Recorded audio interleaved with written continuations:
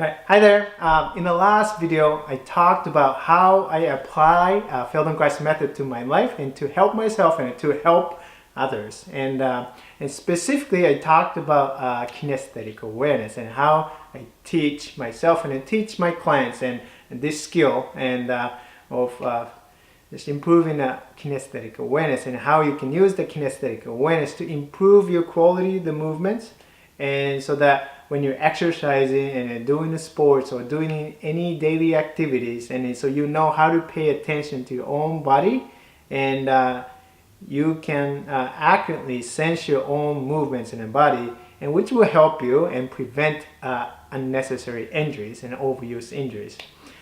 So in today's video, I'd like to talk about again another principle, the Feldenkrais method, and how that can be helpful for your activities for your life.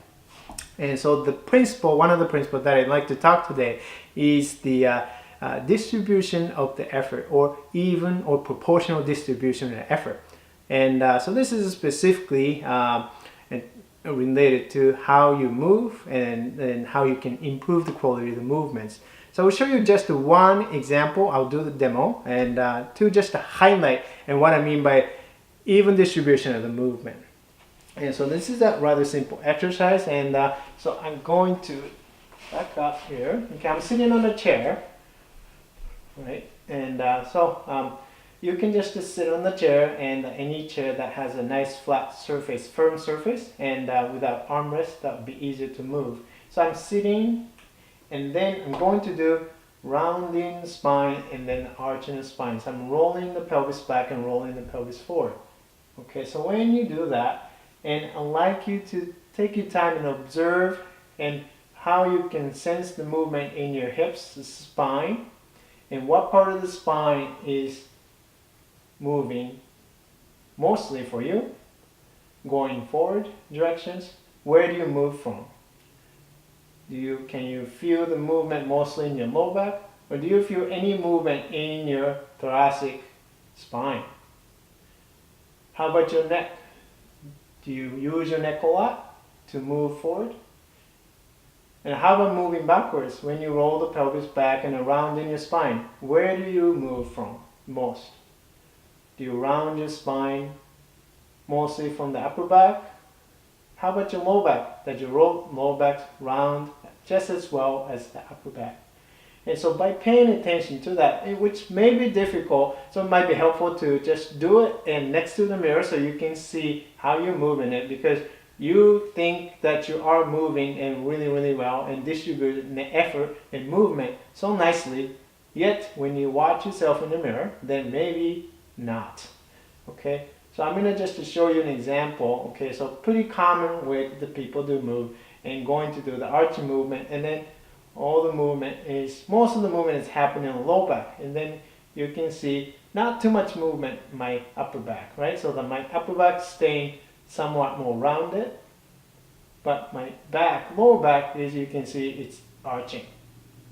Okay, so how can I use my kinesthetic sense and awareness and to guide the movement so that I can distribute the movement more evenly?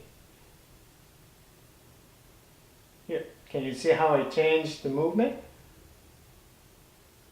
So I'm now distributing movement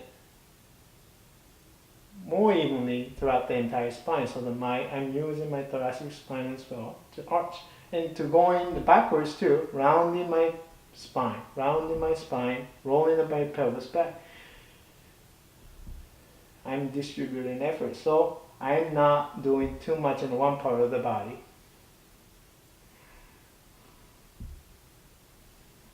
Then I can alternate going forward and going back.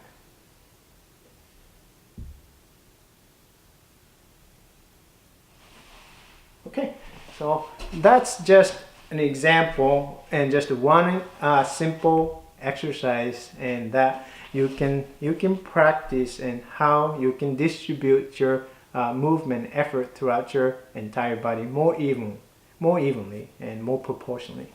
And why is it important? Because we have habitual movement patterns, and then habitual movement patterns meaning that you move in certain places a lot more than some other places, right? Habitually. And over time, and that could lead to repetitive overuse, injuries, stress, right? You can imagine that. So when you're doing any type of the exercises, then once you learn how to use your kinesthetic awareness and then how to pay attention to your own body and the movements, and then you can try to distribute the effort and the movement and in a more evenly and more proportionally, so that you don't stress a certain part of the body more than necessary. And then also you start to use some of the parts that you don't typically use, which is a really, really good thing. Okay, so that's it. And there is a lot more principles that I do apply from the Feldenkrais to my movement practice and to my life in general, and I will share that with you in other videos. But that's it for today, and I hope you enjoyed the video, and if you like the video, and please hit the like button, and if you're new to this channel, and please consider subscribing. Any comments and feedback and any questions, and please leave your comments in the comment box. I would love that. So thank you for watching, and see you in the next video. Bye bye.